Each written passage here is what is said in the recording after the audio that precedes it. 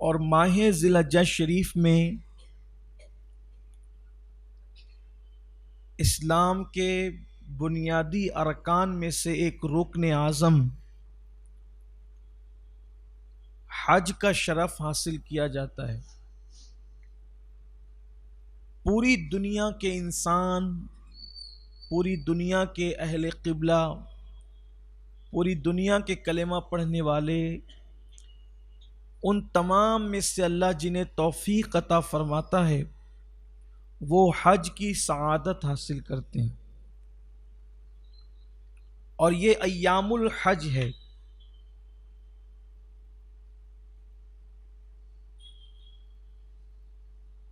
حج کے ایام ہے ذوالقعدہ شریف اور ذی الحجہ شریف کے ابتدائی ایام، اور اس میں بھی جو ذی الحجہ شریف کے ابتدائی 10 دن ہے، اس کی بڑی خصوصیت ہے، اور ان ایام میں اللہ تبارک و تعالیٰ اپنے بندوں پر بہت مہربان ہوتا ہے، بڑی مہربانی فرماتا ہے۔ وہ تو مہربان ہے ہی، لیکن مہربانی کی شان اس کے کرم اور اس کی شان کے مطابق مزید اور اپنے پورے شباب پر ہوتی ہے، پورے جوبنوں پر ہوتی ہے اس کی رحمتیں، جیسا کہ اس کی شان ہے۔ اگر کوئی شخص ان 10 دنوں کی عظمت، بزرگی، شان کو معلوم کر لے تو وہ اس میں عبادتوں کا اہتمام کرے۔ حضرت مولائے کائنات سیدنا علی کرم اللہ تعالی وجہہ الکریم کے خاص شاگردوں میں سے ایک شخصیت ہے حضرت سیدنا سعید ابن مسیب رضی اللہ تعالی عنہ۔ یہ حضرت سعید ابن مسیب وہی تابعی ہیں جو واقعہ حرہ کے موقع پر، یعنی کربلا کے واقعے کے بعد جب یزید نے، اس پلید نے مدینہ منورہ پہ چڑھائی کروائی اور مسجد نبوی شریف کے اندر اس نے گھوڑے بندھوائے اور اونٹ بندھوائے، اور مسجد شریف کے اندر، مسجد کریم کے اندر جو 3 دن تک کی اذان نماز نہیں ہوئی، تو وہ جو دیوانے بن کر کے جو تابعی گھومتے تھے اور انہوں نے قبر رسول سے اذان اور نماز کی جو آوازیں سنی، وہی حضرت سعید ابن مسیب رضی اللہ تعالیٰ۔ یہ مولائے کائنات سیدنا علی کرم اللہ تعالی وجہ الکریم کے مرید و خلیفہ بھی ہیں، شاگرد بھی ہیں۔ تو حضرت سعید ابن مسیب فرماتے ہیں رضی اللہ تعالیٰ عنہ کہ ذی الحجہ کی راتوں میں، ذی الحجہ کی 10 راتوں میں اپنے گھر کے چراغ نہ بجھاؤ۔ اس سے مراد یہ ہے کہ بھئی آدمی جس وقت تو سوتا ہے تبھی تو چراغ بجھاتا ہے، تو آپ کے فرمان کا مفہوم ہے کہ ذی الحجہ کے ان 10 راتوں کے اندر اپنے گھروں کے چراغ نہ بجھاؤ، خود بھی جاگو اور اپنے غلاموں کو بھی جگاؤ۔ وہ دور غلاموں کا دور تھا، یعنی اپنے ماتحت لوگوں کو بھی جگاؤ، ان کو بھی جگنے کا حکم دو، اس لیے کہ یہ راتیں وہ ہیں کہ جن راتوں میں اللہ تبارک و تعالیٰ کو عبادت سب سے زیادہ پسند ہے۔ اور کیوں نہ ہو، اللہ تبارک و تعالیٰ نے ان 10 راتوں کی قسم قرآن مقدس کے اندر یاد فرمائی۔ وہ مشہور سورہ مبارکہ جس کی تلاوت کی جاتی ہے، والفجر ولیال عشر، فجر کی قسم اور 10 راتوں کی۔ تو اللہ تبارک و تعالیٰ نے 10 راتوں کی جو قسم یاد فرمائی، اس سے مراد ذی الحجہ شریف کی یہ 10 راتیں ہیں۔ دیکھیے ہم لوگ جو قسم اٹھاتے ہیں، جو چیز ہمارے نزدیک عزت والی اور اہمیت والی ہوتی ہے، ہم اس کی قسم اٹھاتے ہیں، اور اللہ تبارک و تعالیٰ جس کی قسم کو اٹھاتا ہے وہ چیز عزت والی ہو جاتی ہے۔ تو جس چیز کی قسم اللہ نے اٹھائی ہے تو اس کی اہمیت ہمیں پتہ چلتی ہے کہ اس کی عظمت اللہ کی نگاہ میں کس قدر ہے کہ اللہ تبارک و تعالیٰ نے اس کی قسم اٹھائی اور اس کی قسم یاد فرمائی۔ تو اللہ تعالیٰ نے فجر کی، اس میں بہت سے اقوال ہیں، بہت اقوال ہیں، لیکن میں ان سارے اقوال کو بیان کرنے کی بجائے صرف 2 چیزیں، فجر سے مراد نماز فجر ہے، بعض مفسرین کے نزدیک فجر سے مراد نماز فجر ہے، اور راتوں سے مراد یہ 10 راتیں جن کی قسم اللہ نے قرآن مقدس کے اندر یاد فرمائی۔ آقا کریم صلی اللہ علیہ وآلہ وسلم کے دور پاک میں ایک جوان تھا، اس جوان کو گانا سننے کی اور اس کی طرف اس کی توجہ کچھ زیادہ ہی تھی۔ اس کی اپنی طبیعت میں یہ تھا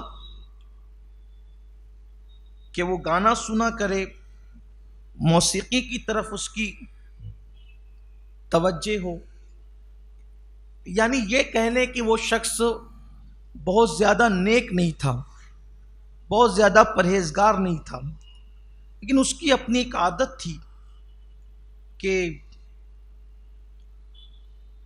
جس وقت ذی الحجہ شریف کا چاند نظر آتا تو ذی الحجہ شریف کا چاند نظر آنے پر وہ پھر ان دنوں میں عبادتوں کا اہتمام کرتا، دن کو روزے رکھتا، رات کو اللہ تبارک و تعالیٰ کی عبادت کرتا۔ اس کا اپنا انداز تھا۔ اللہ کے حبیب صلی اللہ علیہ وآلہ وسلم سے جب اس بات کا تذکرہ کیا گیا کہ یا رسول اللہ صلی اللہ تعالی علیہ وآلہ وسلم ایک جوان ہے، اور جب وہ ذی الحجہ شریف کا چاند نظر آتا ہے تو خاص طور پر وہ ایسا کرتا ہے کہ وہ راتوں کو عبادتوں کا اہتمام کرتا ہے اور دن میں وہ روزہ رکھتا ہے،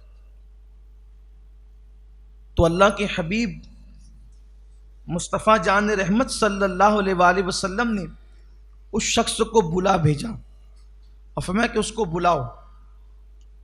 جب اس کو بلایا گیا تو آقا کریم صلی اللہ علیہ وآلہ وسلم نے فرمایا کہ اے جوان، کیا بات ہے کہ تیرے متعلق میں ایسی گفتگو سنتا ہوں، ایسی بات سنتا ہوں کہ جب ذی الحجہ شریف کا چاند نظر آتا ہے تو جو ہے وہ روزے رکھتا ہے، راتوں کو عبادت کرتا ہے۔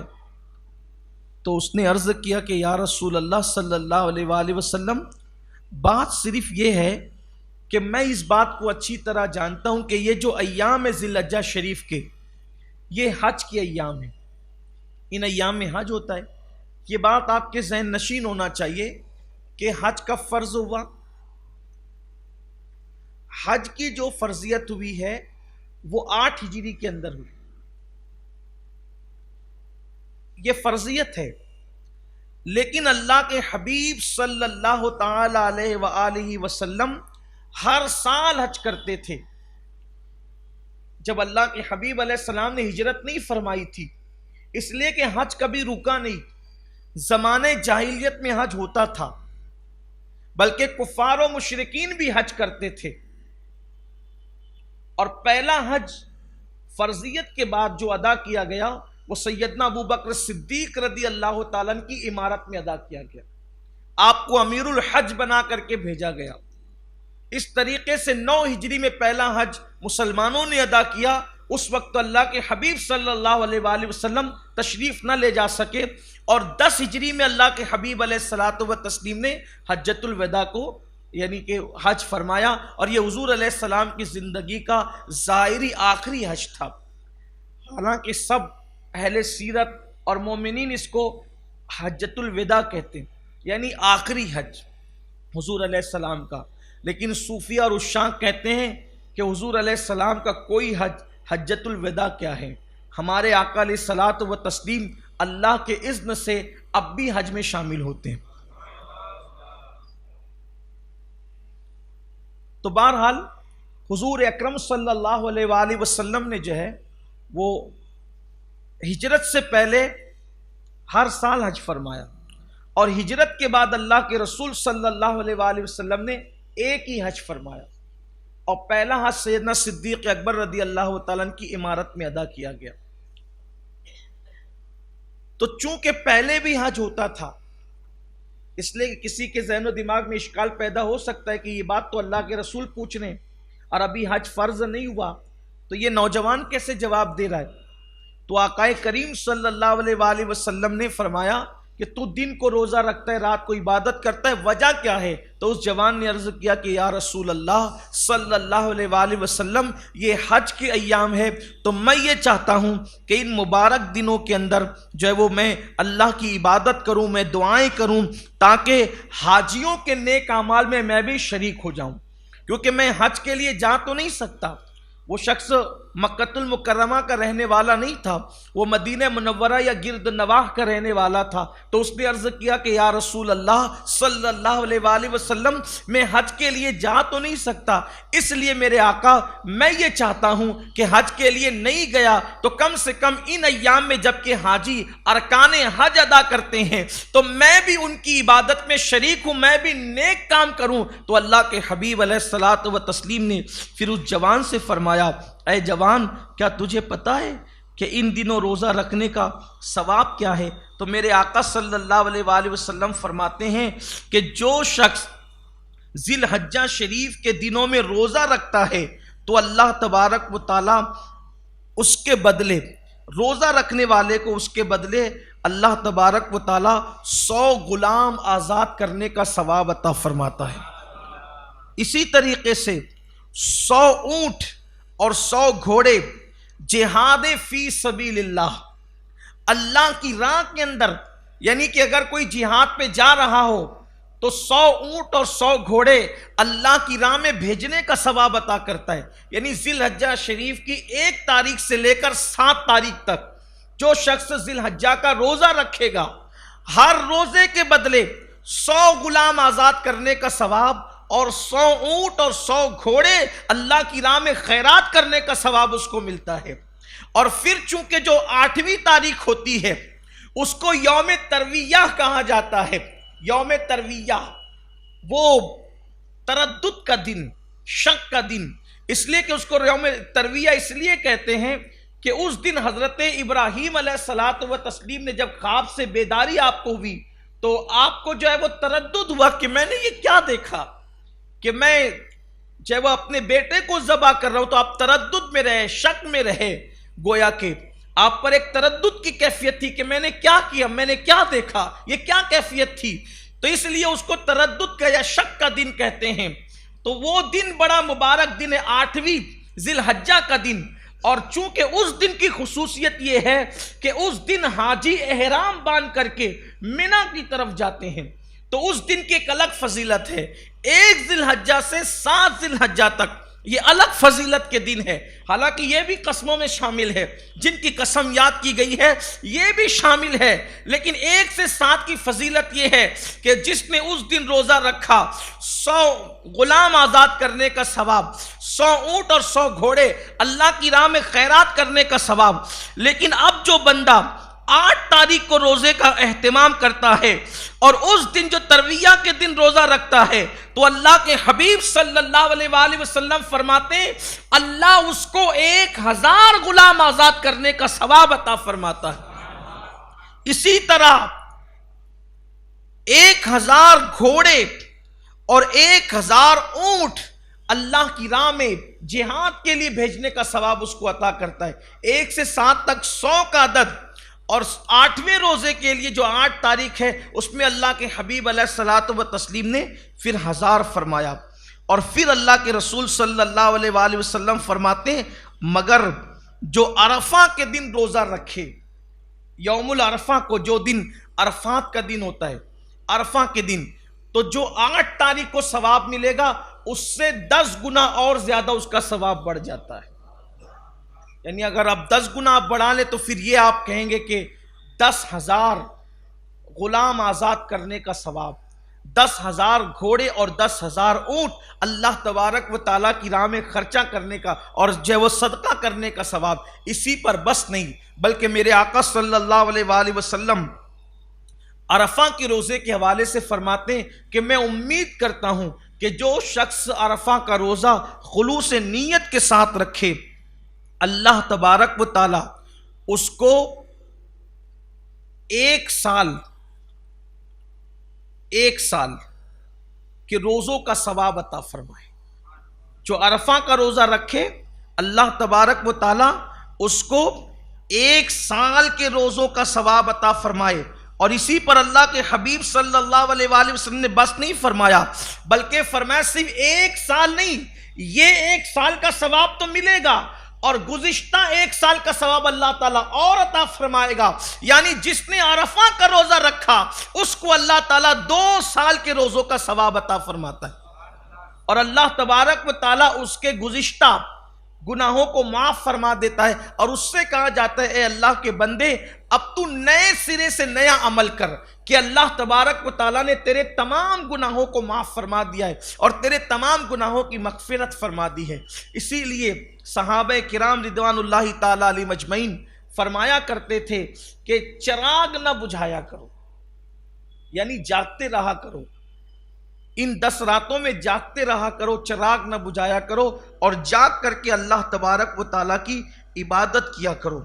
میرے آقا صلی اللہ علیہ وآلہ وسلم کے پیارے دیوانوں، لیکن آپ دیکھتے ہوں گے اور ہم بھی دیکھ رہے ہیں کہ آج کل عبادتوں کا وہ اہتمام نہیں ہے. اب لوگ فرض ہی نہیں ادا کرتے ہیں. فرض نماز کے لیے لوگوں کو دلچسپی نہیں. یہ لوگ کہتے ہیں کہ نفل تو ہے، یہ جو کہتے ہیں نا نفل تو ہے، یہ نفل تو ہے جو آج کہتے ہیں ان کو پتہ چلے گا کہ آج ہم نفل تو ہے کی بات کرتے ہیں، لیکن یہی نوافل جو ہے قیامت کے دن ہو سکتا ہے کہ اللہ تبارک و تعالیٰ کی بارگاہ میں ہمارے لیے مغفرت کا سبب بن جائے اور مغفرت کا ذریعہ بن جائے. اس لیے کہ حدیث پاک میں آتا ہے اللہ کے حبیب صلی اللہ علیہ وآلہ وسلم ارشاد فرماتے ہیں کہ جن کے فرائض میں کمی ہوگی، یعنی فرائض کے اندر اگر کمی کی ہوگی تو اللہ تبارک و تعالیٰ ان فرائض کی کمی کو اللہ تبارک و تعالیٰ جو ہے وہ نوافل کے ذریعے سے پورا فرمائے گا، اور جن کے نوافل ہوں گے تو نوافل کے ذریعے وہ پورا کیا جائے گا. اب یہاں پر یہ ہوتا ہے کہ نفل تو ہے کیا کرنا، حالانکہ اگر ان دنوں روزہ رکھنا چاہیں تو رکھ سکتے ہیں، راتوں کو عبادت کرنا چاہیں تو کر سکتے ہیں. اچھا پھر یہ بھی نہیں کہ چلیں پوری رات کریں، اگر اللہ پوری رات توفیق دے تو بہت اچھی بات ہے. اگر پوری رات نہ کر سکیں تو کم سے کم عشاء کی نماز کے لیے جب آئیں تو 2-4-6 رکعتیں جو ہے وہ ان راتوں میں قیام کی نیت سے پڑھ لیں. اسی طریقے سے فجر میں اٹھتے ہیں تو تھوڑا سا ان دنوں جلدی اٹھ جائیں، 2-4-6 رکعتیں اس وقت پڑھ لیں، کچھ درود شریف کا اہتمام کر لیں، کچھ تسبیحات پڑھ لیں. اور خاص طور پر عشرہ ذی الحجہ کے اندر آپ جو ہے وہ درود ابراہیم جو پڑھتے ہیں، ہم درود ابراہیم کا اہتمام زیادہ کریں. اس کی وجہ یہ ہے کہ یہ جو مبارک مہینہ اور یہ جو قربانیاں ہیں تو چونکہ اس میں جو ہے وہ حضرت ابراہیم علیہ السلام کا تذکرہ زیادہ ہے، چونکہ حضرت ابراہیم علیہ السلام نے اسی عشرے کے اندر کعبۃ اللہ شریف کی تعمیر فرمائی، اور اس مبارک عشرے کے اندر آپ نے کعبۃ اللہ شریف کو تعمیر کیا، اور پھر اس کے بعد قربانی کا معاملہ بھی آپ ہی سے متعلق ہے. اسی لیے تو اللہ کے حبیب علیہ الصلاۃ والتسلیم سے پوچھا گیا کہ یا رسول اللہ صلی اللہ علیہ وآلہ وسلم یہ قربانی کیا ہے؟ تو اللہ کے حبیب صلی اللہ علیہ وآلہ وسلم ارشاد فرماتے ہیں کہ یہ تمہارے باپ ابراہیم علیہ السلام کی سنت ہے. تو یہ ابراہیم علیہ السلام سے متعلق ہے. حضور علیہ السلام کو یوں بھی درود ابراہیم بہت پسند تھا. آقا کریم صلی اللہ علیہ وآلہ وسلم نے جو ہے وہ نماز میں بالخصوص اپنے صحابہ کو درود ابراہیمی سکھایا.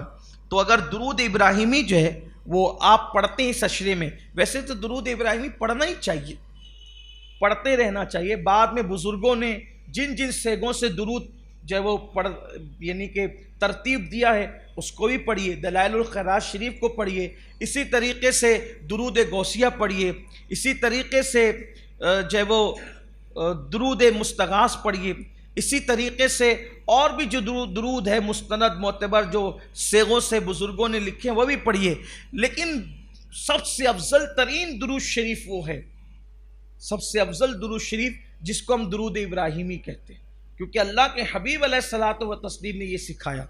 اب ہمیں اس کو پڑھنا چاہیے اور اس عشرے میں اس کا خاص اہتمام کرنا چاہیے درود ابراہیمی کا. بہت سارے لوگوں کو تو درود ابراہیم یاد بھی نہیں ہے، حالانکہ یہ نماز میں پڑھا جاتا ہے. اہتمام کریں. اللہ تبارک و تعالیٰ نے زندگی دی ہے زندگی اللہ نے اس لیے نہیں دی ہے کھائیں پئیں سو جائیں وقت ضائع کریں، ایک ایک لمحہ ہماری زندگی کا قیمتی ہے۔ ابھی اس عشرے میں جو قربانی کا عشرہ ہوتا ہے، کچھ لوگوں کی عادت ہے کہ جانور نہیں بھی خریدنا ہے، وہ بازار میں مارکیٹ میں گھومتے پھرتے رہیں گے، ادھر دیکھیں گے ادھر دیکھیں گے، یہ کریں گے وہ کریں گے۔ کتنا قیمتی عشرہ ہے، کتنا قیمتی عشرہ، ایک روزے کا ثواب کہاں ہے، عبادتوں کا ثواب کہاں ہے، کتنا زیادہ ہے۔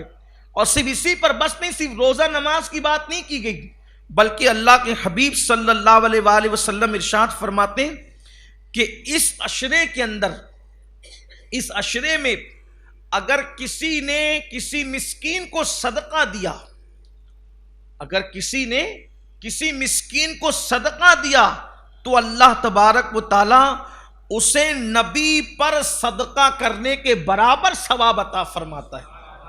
یعنی نبی پر کوئی چیز اس نے تصدق کیا، نبی پر کوئی چیز صدقہ کیا، تو نبی پر صدقہ کرنے کا جو صلہ ملتا ہے، اللہ تبارک و تعالی ان 10 دنوں میں صدقہ کرنے والے کو وہ ثواب اور وہ اجر عطا فرماتا ہے۔ صدقے کا ثواب تو ہمیشہ ہی ہے، لیکن ان 10 دنوں کے اندر جو ذی الحجہ شریف کے 10 دن آنے والے ہیں، یہ جو مبارک دن ہیں، ان مبارک دنوں کا حال یہ ہے کہ 10 دنوں میں آپ نے کسی مسکین کو صدقہ دیا تو انبیاء پر صدقہ کرنے کا ثواب، یعنی انبیاء پر کوئی چیز قربان کرے، تصدق کریں، تو اللہ تبارک و تعالیٰ جو آپ کو اجر عطا فرمائے گا وہ کسی مسکین کو دینے سے اللہ تعالیٰ عطا فرمائے گا۔ ہو سکے تو کچھ صدقہ بھی نکالیں۔ ویسے صدقے کی تو بڑی فضیلت ہے، جو صدقہ دیتا ہے اپنے بچوں کو عادی بناؤ۔ اس سے پہلے میں نے کئی جگہ پر یہ بات کہی، آپ بھی عادی بنو، صبح اس حال میں کرو کہ آپ کے گھر سے پہلے صدقہ جائے، ناشتہ کرنے سے پہلے آپ کے گھر کے ایک ایک فرد کا صدقہ نکل جانا چاہیے، چاہے 1 پیسہ ہی صحیح، چاہے 1 روپیہ ہی صحیح، جو اللہ نے توفیق دی، جو اللہ تعالیٰ نے آپ کو توفیق عطا فرمائی، صدقہ نکالو۔ کیونکہ اللہ کے رسول علیہ الصلوۃ والتسلیم فرماتے ہیں صدقہ بلاؤں کو ٹالتا ہے۔ یہاں تک فرمایا اپنے بیماروں کا علاج صدقے کے ذریعے سے کیا کرو۔ اگر مسلمان صدقہ دینا شروع کریں بلاؤں سے نجات ملے گی۔ صدقہ بڑی چیز، صدقہ بلاؤں سے جنگ کرتا ہے، جنگ، وہ بلاؤں سے لڑتا ہے، بلا ہار جاتی ہے، صدقہ جیت جاتا ہے۔ یعنی یہاں بلاؤں سے بچیں گے صدقے کی برکت سے، بڑی بیماریوں سے بچیں گے، بری موت سے بچیں گے، اور ادھر جنت میں یہ ہوتا ہے، آقا علیہ السلام فرماتے ہیں جیسے تم بچڑا پالتے ہو اور بچڑے کی پرورش کرتے ہو، ویسے اللہ تمہارے صدقے کی پرورش فرماتا ہے، یہاں تک کہ جب تم مر کر کے جاؤ گے تو اللہ تبارک و تعالیٰ تمہارا وہ صدقہ تم پر پیش کرے گا۔ وہ عرض کریں گے مولا ہم نے اتنا تو نہیں دیا تھا، تو ارشاد ہوگا کہ تمہارے صدقے کی ہم نے پرورش کی ہے اور وہ یہاں تک کہ پہنچ گیا، اتنا زیادہ ہو گیا ہے۔ اس لیے صدقے کی عادت ڈالو، اپنے بچوں کو بھی عادی بناؤ صدقے کا۔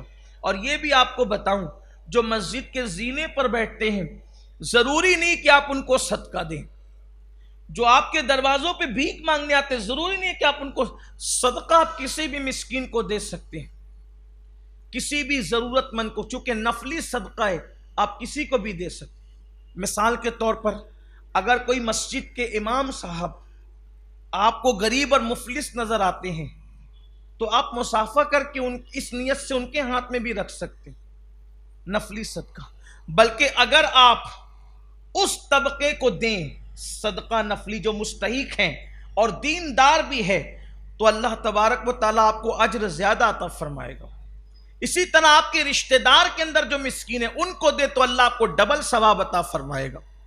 ایسے بھی ہیں ہمارے شہر کے ائمہ جو مسکینی سے گزر رہے ہیں، مؤذن، مسجد کے خدمت گار، یہ طبقہ، ان کو صدقہ دینا چاہیے۔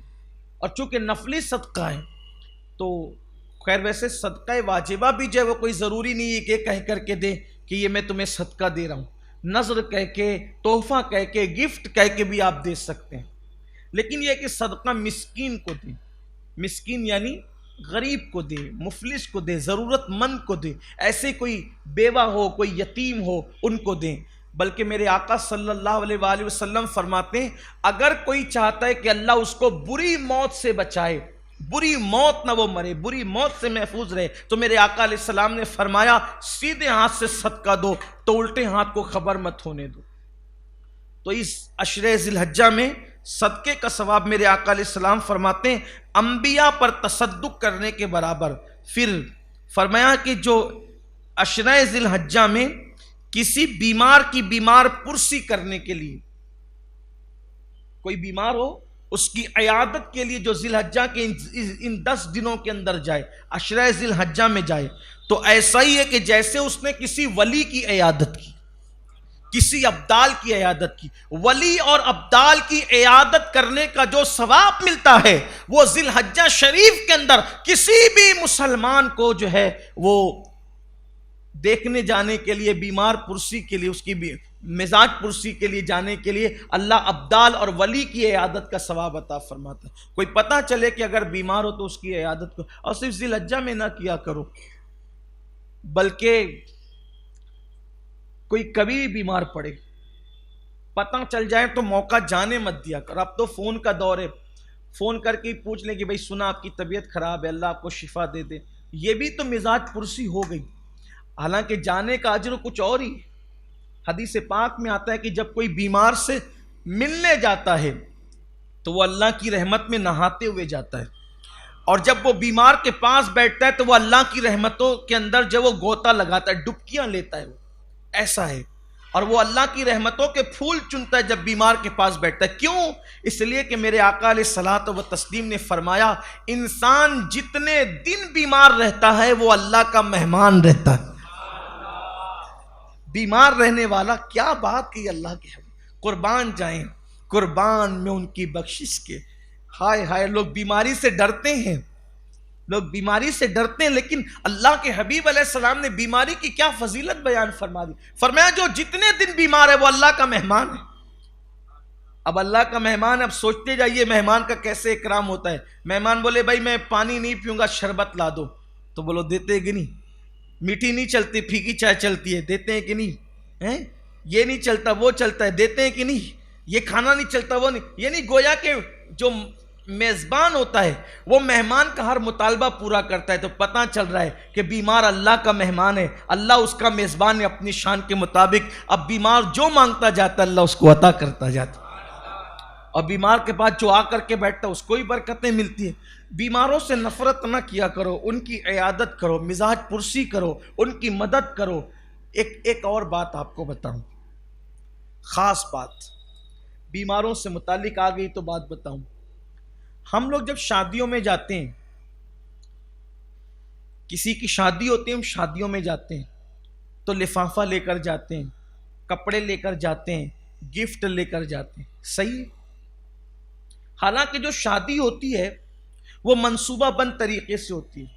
سال بھر، 6 مہینہ، 3 مہینہ، 4 مہینہ پہلے سے پلان بنتا ہے کہ بھائی جو ہے وہ شادی کرنا ہے، بجٹ ہوتا ہے، پلان ہوتا ہے، تیاری ہوتی ہے، یہ سب کچھ ہوتا ہے۔ خوشی کا موقع، پھر شادی ہوتی ہے، پھر بھی ہم گفٹ لے کر جاتے ہیں، پیسے لے کر جاتے ہیں۔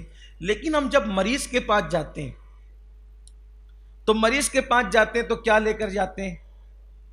1-2 سیب لے لیا، ناریل کا پانی، ہمارے گاؤں میں تو یہی رواج ہے، 1-2 سیب لے لیا، ناریل کا پانی لے لیا، چیکو وغیرہ لے لیا، یہ لے کر کے جاتے ہیں۔ ٹھیک ہے، مجھے اس پہ کوئی اعتراض نہیں، لیکن میرا آپ سے مشورہ ہے، آپ سے میری گزارش ہے، اگر بیمار پڑنے والا شخص ہاسپٹل کے اندر ہے، یعنی اتنا بیمار ہے کہ ہاسپٹل میں ہے، تو جس وقت آپ اس سے ملنے کے لیے جائیں تو نقدی کا اپنی حیثیت کے مطابق کوئی نہ کوئی لفافہ ساتھ میں لیں۔ خوشی کے موقع پر تو پیسے ہوتے ہیں، پھر بھی ہم ان کو دیتے ہیں، لیکن یہ بیمار جو بندہ ہے، اچانک بیمار پڑا ہے، ہاسپٹل میں ہے، اور ہاسپٹل کس قدر مہنگا ہو گیا آپ جانتے ہیں، کیا حالات ہو گئے ہاسپٹل کے، علاج کتنا مہنگا ہو گیا ہے، علاج کی کیفیت کیا ہے آپ اچھی طرح جانتے ہیں۔ تو کاش کہ ایسا ہو کہ اس وقت جو ہے آپ لے جا کر کے دیں تو اس کا دل جو خوش ہوگا، اور اس کے دل سے جو دعا نکلے گی میں سمجھتا ہوں کہ وہ باب اجابت الہی سے ٹکرائے گی، کیونکہ اللہ کے رسول صلی اللہ علیہ وآلہ وسلم نے فرمایا کہ اللہ بیمار کی دعا کو رد نہیں فرماتا، اور چونکہ بیمار تو اللہ کا مہمان ہے، اس کی دعا رد کیسے ہوگی؟ اس لیے اس کی دعا لینے کا حکم ہے۔ بے شمار ایسے لوگ ہیں جو مجبور ہاسپٹل میں پڑے رہتے ہیں، دوا کے لیے پیسے نہیں ہوتے، علاج کے لیے پیسے نہیں ہوتے، کبھی چندہ مانگا جاتا ہے، کبھی کچھ ہوتا ہے، کاش کہ مجھ سے ملنے کے لیے جائے اور چھوٹی سی نظر اس کو پیش کر دے۔ اتنی سارے خرافات میں پیسے خرچ کرتے ہیں، اگر بیماروں کو دینا شروع کر دیں تو میں سمجھتا ہوں کہ 10 لوگ اگر ملنے کے لیے چلے جائیں تو ایسا نہیں ہو سکتا کہ اس کے ہاسپٹل کے اخراجات کا بار کچھ ہلکا ہو جائے۔ یاد رکھیے، جب تک تم اللہ کے بندوں کی مدد کرتے رہو گے، اللہ تمہاری مدد کرتا رہے گا۔ میں صرف ترغیب کے لیے آپ کو ایک بات بتاؤں کہ ایک مرتبہ ایسا ہی ہوا، اللہ تبارک و تعالیٰ نیکیوں کو ضائع ہونے سے بچائے، لیکن ترغیب کے لیے بات بتا رہا ہوں کہ میری عادت ہے اگر میں کسی غریب کی عیادت کے لیے جاتا ہوں تو بہت زیادہ تو نہیں، اپنی حیثیت کے مطابق کچھ نہ کچھ اس کو پیش کرتا ہوں، میری عادت ہے۔ حتی الامکان آپ لوگوں کی طرح بہت زیادہ مالدار نہیں ہوں، لیکن بہت غریب بھی نہیں ہوں، جو بھی اللہ نے توفیق بخشی ہے وہ میں پیش کرتا ہوں۔ ایک مرتبہ میں ایسی ایک صاحب سے ملنے کے لیے گیا، اور بڑے عالم تھے، اور ان کی آمدنی کے متعلق مجھے پتا تھا کہ ان کی آمدنی اتنی کچھ نہیں ہے، وہ کل انحصار جو وہ مسجد پر ہے، کل انحصار مسجد پر، اور وہ بیمار تھے تو مسجد والوں نے جس شخص کو امامت پہ رکھا تھا تنخواہ بھی ان کو دی جا رہی تھی۔ اب آپ سمجھ سکتے ہیں کہ کیا کیفیت ہوگی۔ میں گیا تو میں نے اپنی عادت کے مطابق ان کو ان کے سرہانے ان کے تکیے کے نیچے رکھ دیا، میں نے ان کے ہاتھ میں بھی نہیں دیا، تو ان کے تکیے کے نیچے رکھ دیا، اور بعد میں ان کے گھر کے کسی فرد سے کہہ دیا کہ ان سے کہنا کہ وہ تکیے کے نیچے دیکھ لیں۔ یقین جانے آپ کہ جب ان کے ہاتھ وہ رقم لگی تو ان کے گھر کے لوگوں نے مجھے یہ بات بتائی کہ وہ روتے ہوئے گھنٹوں دعا کرتے رہے میرے لیے، گھنٹوں دعا کرتے رہے، ان کے گھر کے لوگوں نے بتایا۔ تو میں نے کہا ایسا کیوں کیا انہوں نے؟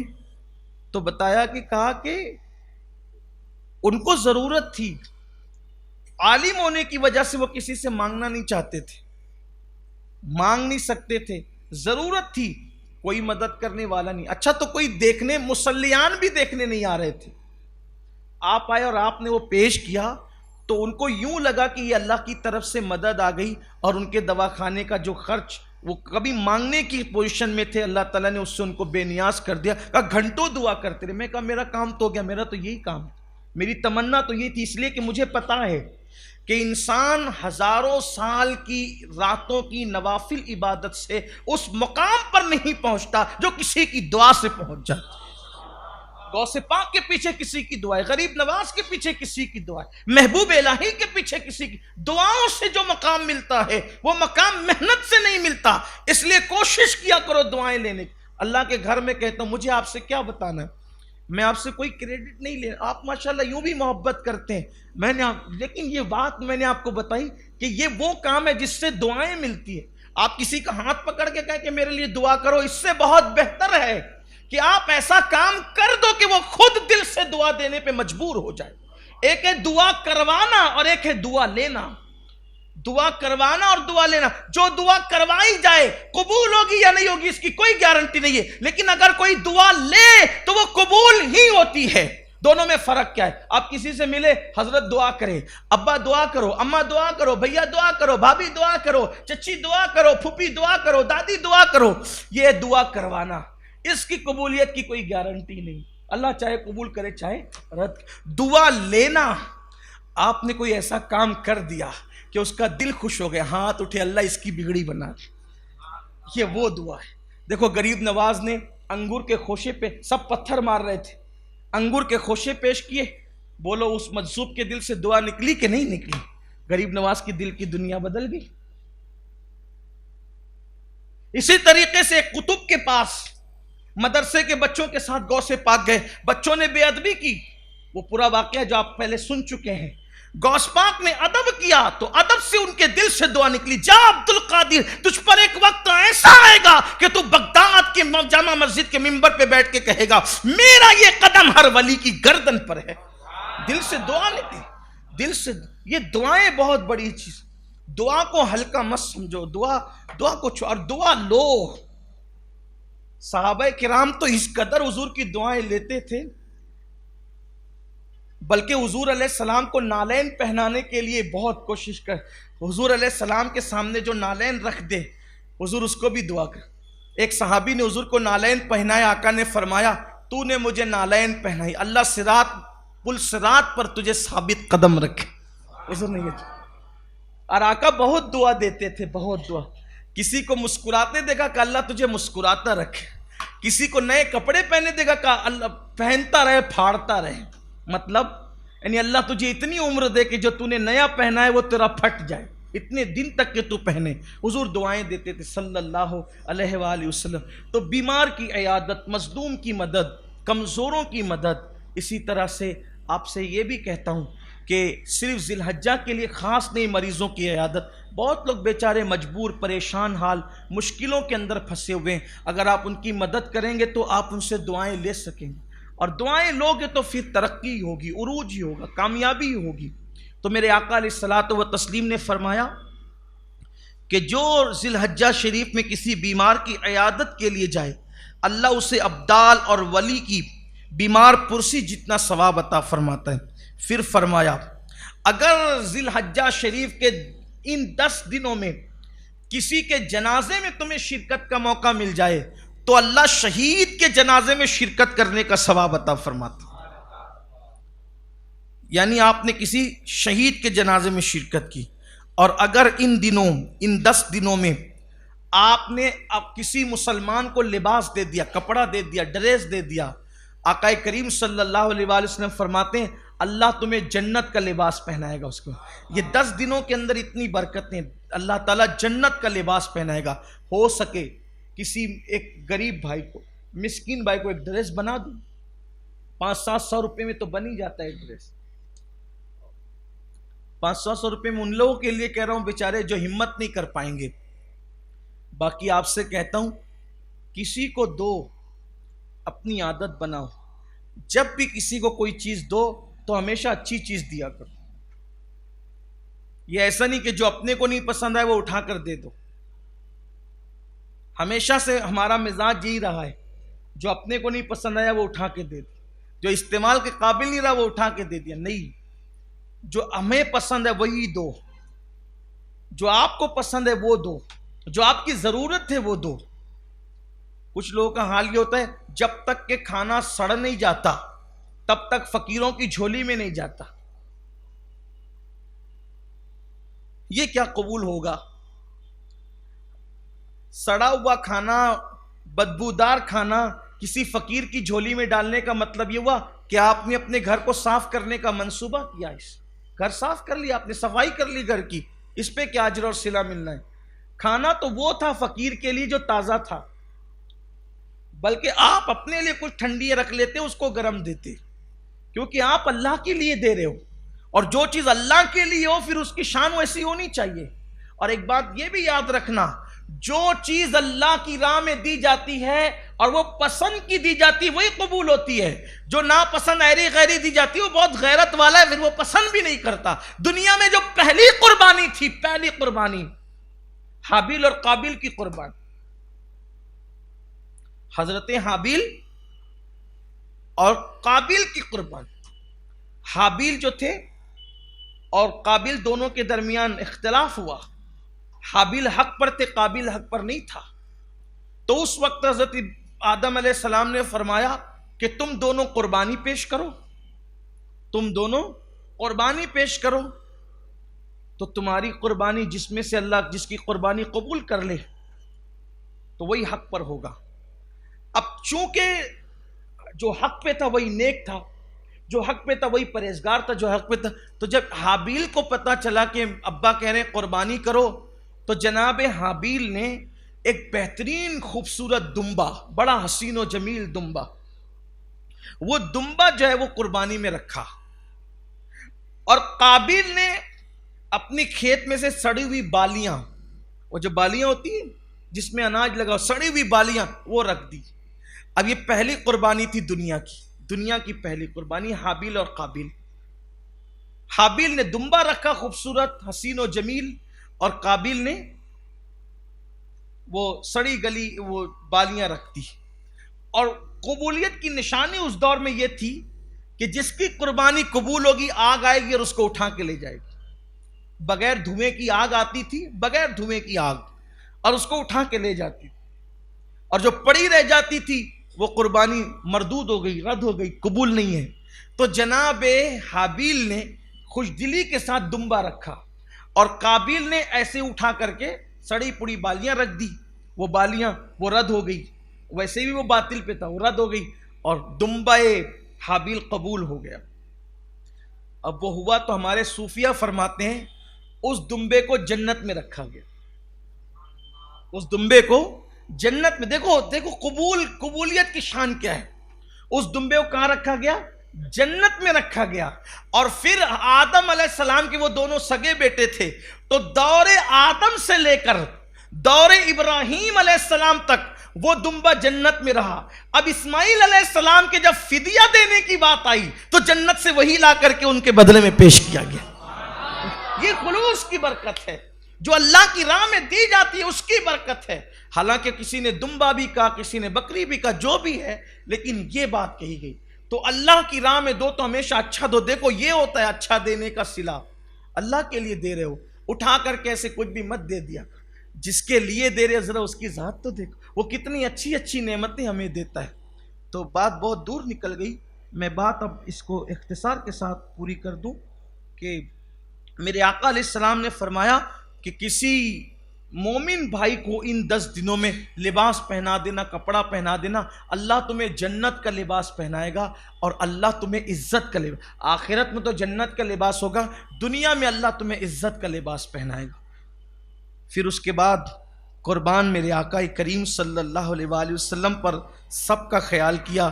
پھر فرمایا ان 10 دنوں میں جو کسی یتیم کے سر پہ شفقت سے ہاتھ رکھ دے، جو کسی یتیم کے سر پہ شفقت اور محبت سے ہاتھ رکھ دے، میرے کریم آقا صلی اللہ علیہ وآلہ وسلم فرماتے ہیں جو یتیم کے سر پہ ان 10 دنوں میں ہاتھ رکھے گا اللہ اس کو قیامت کے دن عرش کا سایہ عطا فرمائے گا. قیامت کے دن عرش کا سایہ نصیب فرمائے گا. اور پھر فرمایا جو کسی علمی مجلس میں 1 ذی الحجہ سے 10 ذی الحجہ کے درمیان جو کسی علمی مجلس میں آئے گا، علم کی مجلس، جیسے ہماری مجلس ہوتی ہے علم کی مجلس، علم سکھایا جاتا ہے، سیکھا جاتا ہے، یہاں علماء آپ کو سکھاتے ہیں. جو کسی علم کی مجلس میں، علمی مجلس میں جائے گا اللہ اس کو نبیوں کی مجلس میں جانے کا ثواب عطا فرمائے گا، اللہ اس کو انبیاء کی مجلس میں جانے کا ثواب عطا فرمائے گا. پھر اس کے بعد آقا کریم صلی اللہ علیہ وآلہ وسلم ارشاد فرماتے ہیں، اور اس کو روایت کرتے ہیں حضرت سیدنا وہب ابن منبہ رضی اللہ تبارک و تعالیٰ عنہ، فرماتے ہیں کہ حضرت آدم علیہ السلام کو جب اللہ نے زمین پر اتارا تو آدم علیہ السلام روتے رہے اور کوئی جواب نہیں آیا. پھر اللہ تبارک و تعالیٰ نے آدم و حوا کو جب ملایا، جب حضرت آدم سے خطا اجتہادی ہو گئی تھی تو ان کو اللہ نے جدا کر دیا تھا. آدم علیہ السلام ہندوستان میں، سیدہ حوا جدہ کے اندر. اب یہ دونوں جدا ہو گئے تو ان دونوں کو جدائی کے بعد اللہ نے جب ملایا ہے تو وہ بھی ذی الحجہ میں ہی ملایا ہے، اور ذی الحجہ کی 9ویں تاریخ کو ملایا ہے، اور وہ بھی میدان عرفہ کے اندر ملایا ہے. تو یہ دونوں کے ملنے کا وقت بھی جو ہے ذی الحجہ ہی ہے. اس لیے اس 10 دنوں کی، ان ایام کی بڑی اہمیت ہے اللہ کے نزدیک، اور اللہ تبارک و تعالیٰ کے حبیب صلی اللہ علیہ وآلہ وسلم نے اس کی بڑی فضیلت بیان فرمائی ہے. اس لیے ہمیں چاہیے کہ ان دنوں کے حوالے سے خاص طور پر اہتمام کریں، بالخصوص اگر اللہ توفیق دے روزے رکھیں۔ خواتین تک اگر بات پہنچ رہی ہے، ان سے میں گزارش کرتا ہوں کہ خواتین اپنے اگر شوہر کی اجازت سے، اگر بچے جو ہے وہ نہیں چھوٹے ہوں اور وہ رکھ سکتی ہوں، تو شوہر کی اجازت سے روزوں کا اہتمام کریں، بڑی برکتیں ہیں، اور اللہ تعالیٰ کے نزدیک ان 10 دنوں کے اندر جو اعمال پسندیدہ ہیں اور اس طرح کے اعمال جو بیان کیے گئے، اس فضیلت کے اعتبار سے کسی اور دن کو حاصل نہیں ہے، بلکہ میرے آقا علیہ السلام نے تو یہاں تک فرمایا جو ذی الحجہ کے 10 دنوں میں عبادت کرے اللہ تعالیٰ اس کو جہاد سے بڑا ثواب دیتا، ہر عمل سے بڑھ کے، جتنے اعمال ہے سب سے بڑھ کے ثواب دیتا ہے۔ صحابہ نے کہا حضور شہادت سے ہی بڑھ کے؟ آقا علیہ السلام نے فرمایا نہیں، شہادت کا جس کو مرتبہ مل جائے پھر یہ صلہ بہت بڑا ہے، البتہ شہادت کے علاوہ جتنی فضیلتیں جتنی برکتیں ہیں اعمال کی، اللہ تعالیٰ اس سب سے بڑھ کر کے شہادت سے کم اور اس کے علاوہ جتنی فضیلتیں ہو سکتی ہے ان ایام فضیلت کا وہ اجر اور وہ صلہ عطا فرماتا ہے۔ اس لیے ہمیں چاہیے تلاوت کا اہتمام کریں، درود شریف کا اہتمام کریں، ہو سکے تو کسی غریب کو لباس پہنائیں، مسکین کو صدقہ دیں، بیماروں کی مزاج پرسی کریں، اسی طرح سے جو ہے وہ کسی بیمار کی مدد کریں، امداد کریں۔